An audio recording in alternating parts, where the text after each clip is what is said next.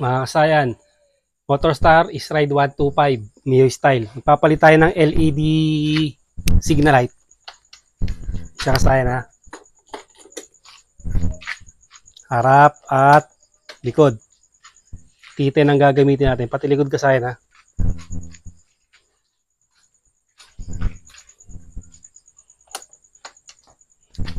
LED na yung ano natin ha. Yung tail light.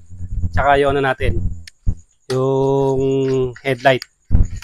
Yan. Ngayon naman, signal light naman ang papalitan natin at gagawin nating LED. Mag-umpisa muna tayo sa likod. Sasaya na. Ang alisin nyo lang dito, ito. Yan, dalawa na yan ang alisin nyo ha. Yung itong ano natin. Saka ito. Tapos dito mahuhugot nyo na siya rito sa gilid. Nahin natin dito sa ano, sa kaliwa. Sasaya na. Ayan, pihit lang ng konti. Tapos pipili tayo kung ano yung maganda. Depende sa gusto yung kulay ha. Kung gusto nyo, gantong kulay lang din. Pero pag LED kasi mas malakas yung ano yan.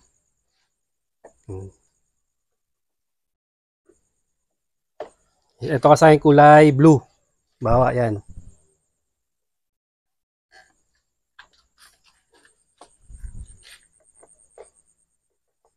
Pag hindi umilaw, babalik ta rin lang. Tutok mo rito. Para makita nila. May kanal siya eh. Na kailangan pasok nyo lang siya tapos konting pihit. Pag pumasok na sa kanal, pihit lang konti para lumak siya.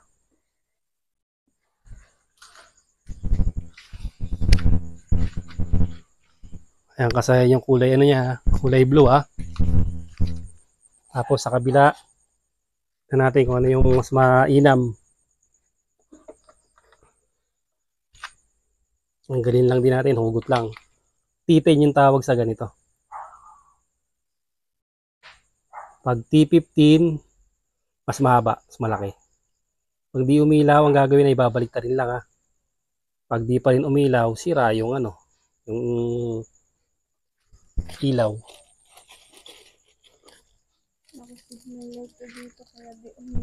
Ayaw nga pala ano. Sorry po, kailangan ilipat nyo pala yung signal light.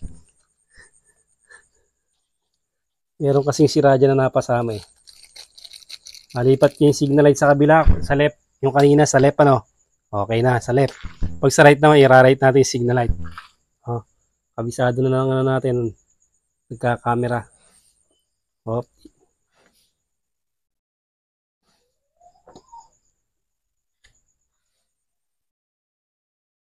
Sakasaya na. Kaiba yata yung ano nila. Titingnan natin kung alin yung mas magandang ano. Tutok dito.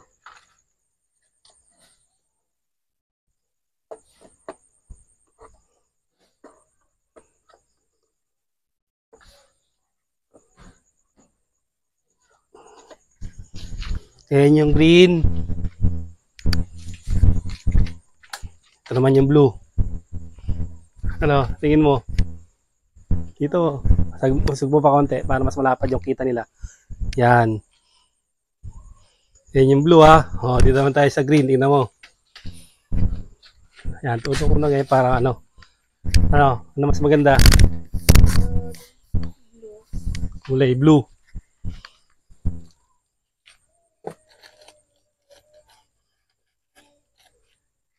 Okay, blue lalagay natin. Kulay blue daw mas maganda.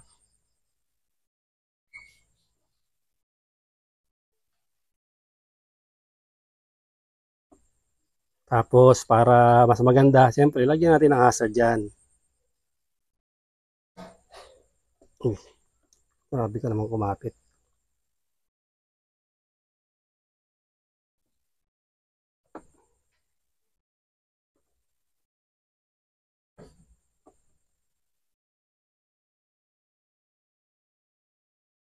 Tigas.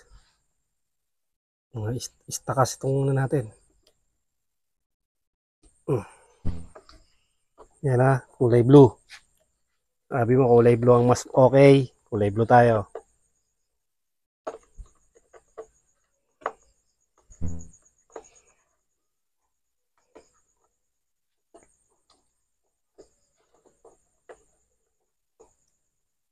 Igagatla nyo lang naman to kasaya na. Pag pumasok na tapos pihit konti.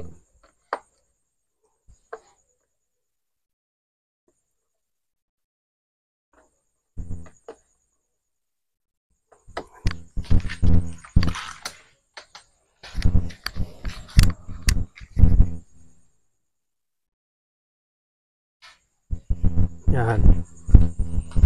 Okay, pulo tayo sa harapan.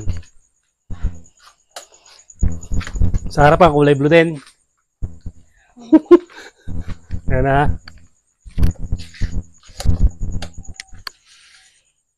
Okay, tatanggalin muna namin to ng katulad nito. Ito na kasayan. Kaya pwede naman dito kasayan na pwedeng hindi nyo natanggalin dito, pwedeng tanggalin. Ito. Sa kaliwa ay orange. May palatandaan naman yan.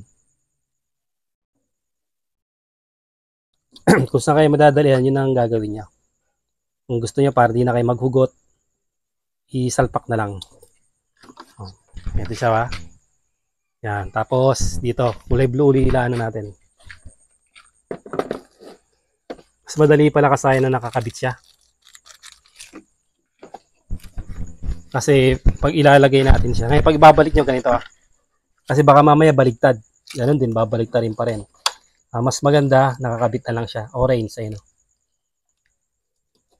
Tapos light blue.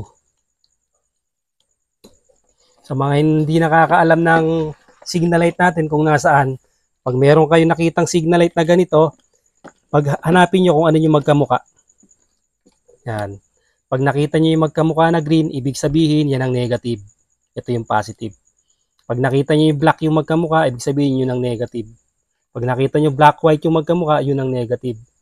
Pag nakita nyo na black-yellow yung magkamuka, yun ang negative. Ano? Tapos, mahanap nyo kagad yung left and right ng signal light. Para kung may diferensya, alam nyo kagad kung alin sa dalawa. Kung ano yung magkamuka, yun ang negative. Ayan na. May magkamukha siyan. Green. Ibig sabihin yan ang negative. Para may dagdag kaalaman tayo sa mga nagsisimula pa lang na ano.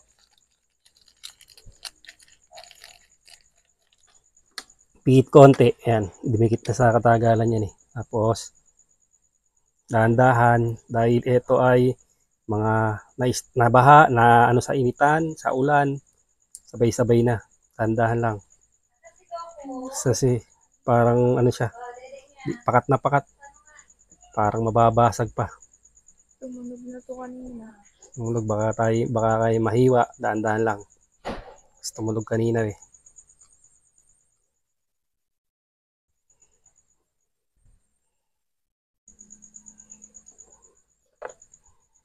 Kung tayo sa kabila.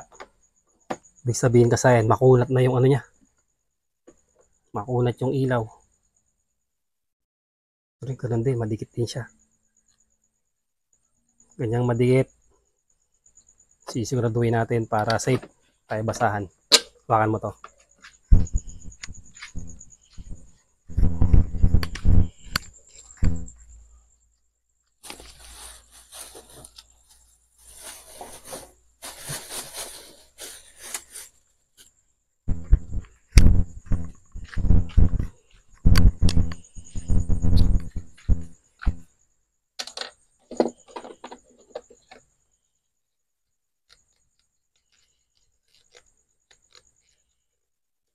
Kunat niya kasayan eh.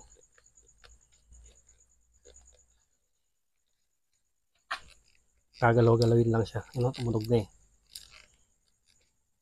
Dalawa lang yan. Pag tunog na yan, mababasag siya o tawag dito, maano yung naano sa pagkakadikit. Yan na, angat natin pa konti-konti. Yun. Dumikit sa ano niya dito.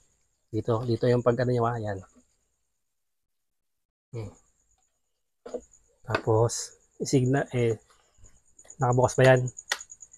Yan. Signal light natin sa kaliwa.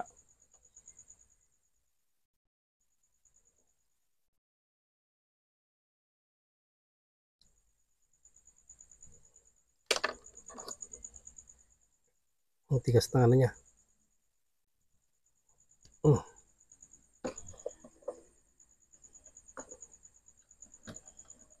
Yan, ganun lang naman siya. Ito rin isa. Dito rin natin iaano dito. Pakonti-konti lang. Lumikit siya sa rubber. Sa init, parang yung goma kasi tumigas. Kaya kumapit siya. Kaya may basahan, may protection tayo kung mabasag man yung valve. Hindi tayo masusugatan. Yan.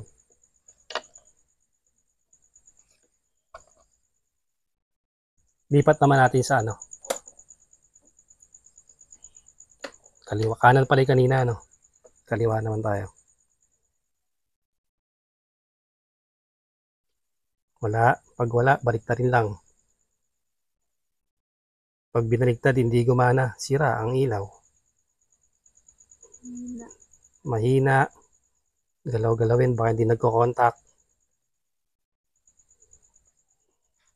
Pangit sa signal light yung pawala-wala, kaya kailangan sisiguraduhin natin yung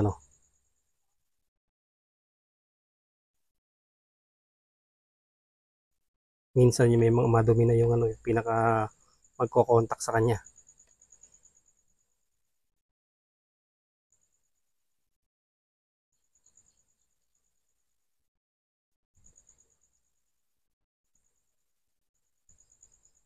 Kasi nyo kasi kanina malakas tapos mahina.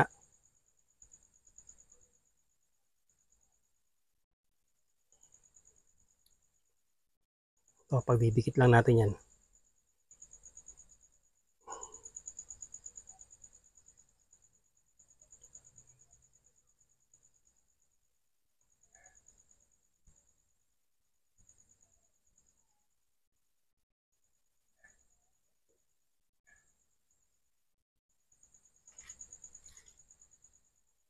Tutok.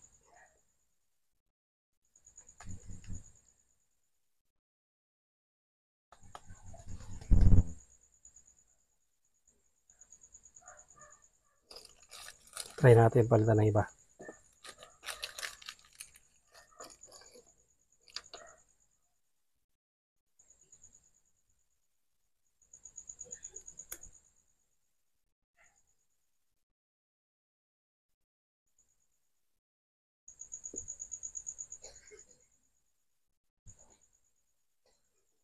Mahina. Malakas din to.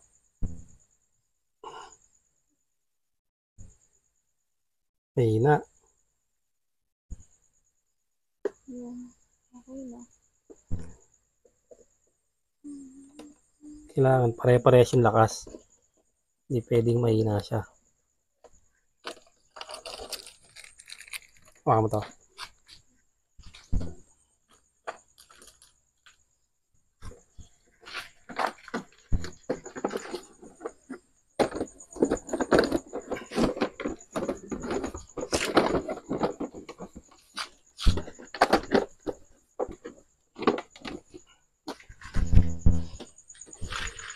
Kabila.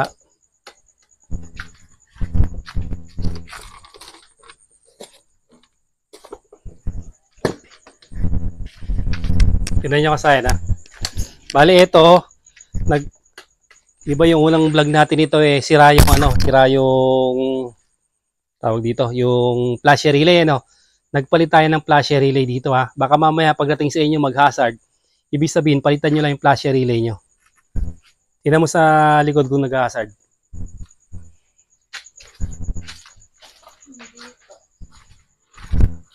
Tayo sa kabila.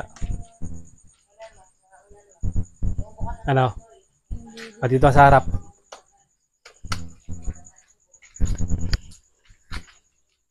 Para magkaiba sila ng pagka-blue No. Sa salamin lang nagkaiba. Dito para mas kita. Ayan. Side contact. Yan. Isang sign kulay blue Wala siyang komplikasyon, walang naga-hazard. Likod at harap.